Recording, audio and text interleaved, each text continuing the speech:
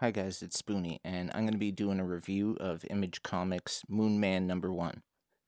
Now it has a cover date of January 1st in the year of our Lord, 2024. It was a co-production between Kid Cudi's Mad Solar Productions and Kyle Higgins' Black Market Narrative. Kid Cudi, Scott Mescudi, and Kyle Higgins are the writers of this book.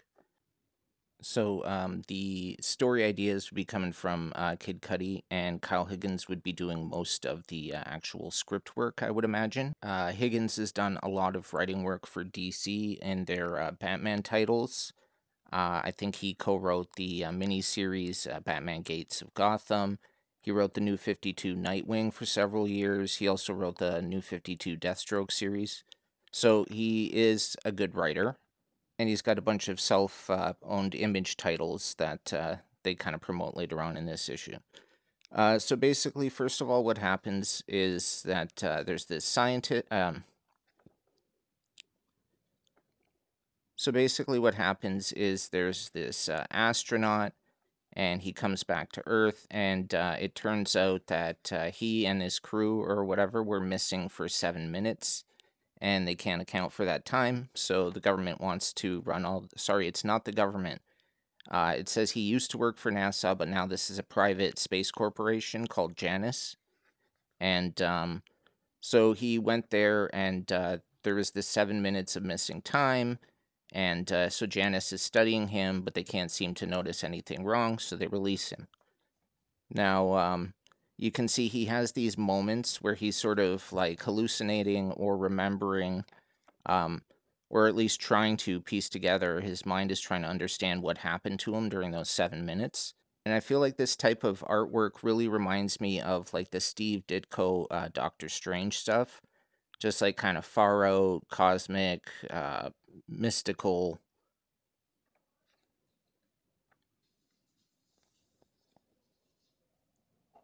So then we get to the splash of the title. So yeah, it's about this guy going home. You can see he kind of gets recognized at a gas station, and the headlines were all talking about the astronauts and the Janus Corporation. There's a lot of debate over them. So he gets back home, and he actually finds his younger brother who's been living there. And as you can see, the brother was like an activist. He's got a bunch of protest signs for Janus. And so they end up reconnecting, as brothers do.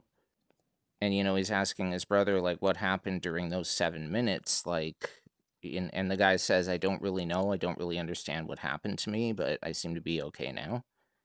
And they start talking about the guy's like activism work and how dangerous that could be, and he just wants his brother to be okay, because his brother is about to go out and protest against Janus. And he's called a hypocrite because he works for this company. So later on, he ends up going through his stuff at home and, reminiscing, finding old photos, bringing back memories. And then the memories of his time, those 7 minutes, start to creep in. And again, as you can see, I really feel like this is like some Ditko level artwork. So he's kind of drawn out of his memories by an alert on his phone that mentions that the police are going to be heading to the area where his brother is protesting. So he's desperately trying to get in touch with his brother. He can see the footage on TV and everything's getting worse. There's no answer from the brother. So he makes a decision. And that is to dress up as in part astronaut suit and take to the streets, using the suit as a way to hide his identity. So you can see he's just kind of getting kicked around and stuff like that. But when he does see his brother being attacked by the police, something triggers inside of him. Something awakens and his powers emerge. He's able to grab his brother and they can both escape. After ensuring his brother is safe, Ramon returns to battle in the Moonman suit with his powers on full display. He slams to the ground as a form of crowd control and everybody scatters. Later on back at home, the two brothers have a discussion about what exactly just happened with the powers and everything.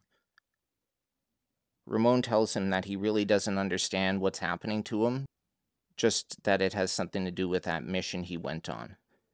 The brother starts attacking him for working for this evil company, but he explains that life isn't so clear cut. That after their parents died, the only way they were able to keep their house, the way that the younger brother was able to go to college, all of this came from money that he earned working for Janice.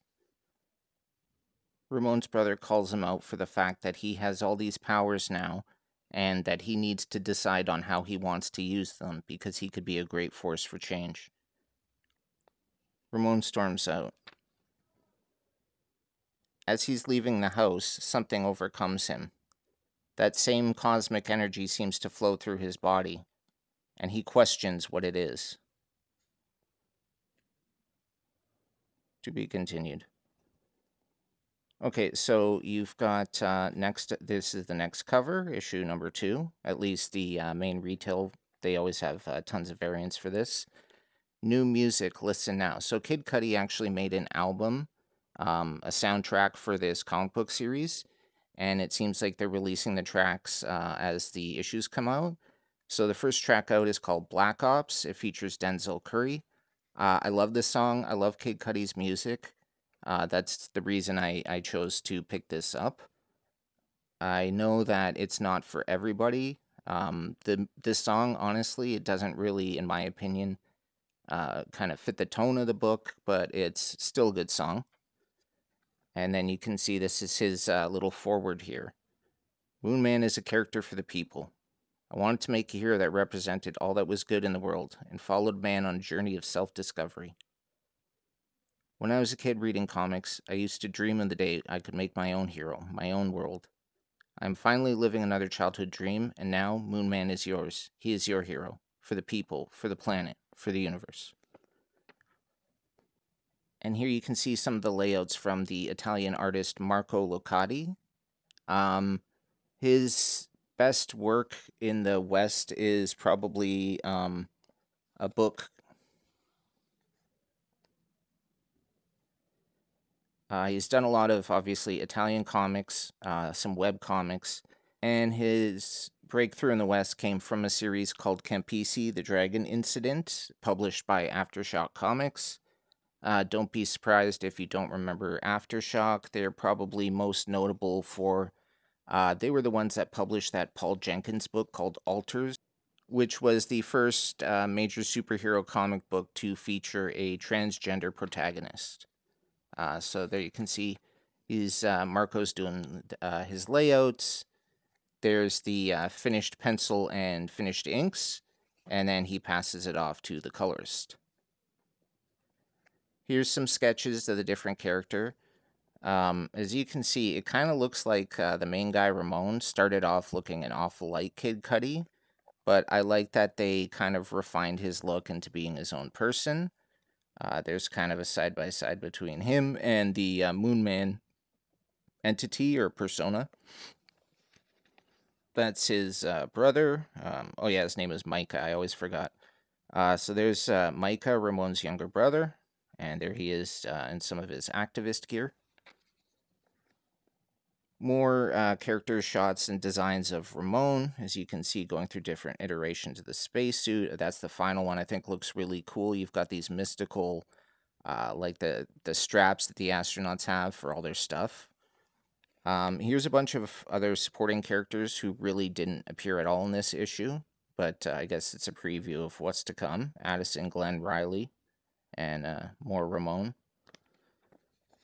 And here we have some ads for Kyle Higgins' other work. Radiant Black. I've heard this is a really good, like, science fiction, superhero-y type of story. Now, if you look at the top there, the perfect superhero comic for anyone missing Invincible, Robert Kirkman. Okay, well, Robert Kirkman is the chief creative officer, the COO of Image Comics. So him praising this book, while it could be true, is also him promoting his own brand. And the other one, Too Much Fun, Classic Superhero Greatness by Scott Snyder. These two are friends. They're frequent collaborators on different projects, a lot of different Batman stuff. I think they worked together closely for one of the, was it Batman Eternal or Batman and Robin Eternal? Um, so I've heard through word of mouth that it's a good series, but they could have picked better people for this because these two are definitely biased. The next one here is Kyle Higgins' Deep Cuts. It's a 60-year story of struggle, hope, and jazz, told over 6 issues. So I guess a decade for each issue. I have no idea what this is about. These types of stories tend to be hit or miss for me. Vertigo used to do a lot of this kind of stuff. And there's the back of the book. Now, I do want to call out, I love the design of the book. That you can see the layout. It's very much looking kind of like, like scientific stuff that NASA might have. And there's for the closing, and then for the back, keeping that theme going. The last time I saw any kind of series with really cool ongoing designs throughout it was probably all the Jonathan Hickman Marvel stuff, all the Avengers and Secret War and everything. I love the clean look that they had designed for kind of those series. All right, so thank you so much for sticking around to the end. If you've read this book and have any comments, love to hear it. If you've heard the song, tell me what you think, or even if you don't really like that type of music, check it out, and I'd be interested in hearing your thoughts. And otherwise, I hope you'll come back for more videos from me. Thanks. Bye.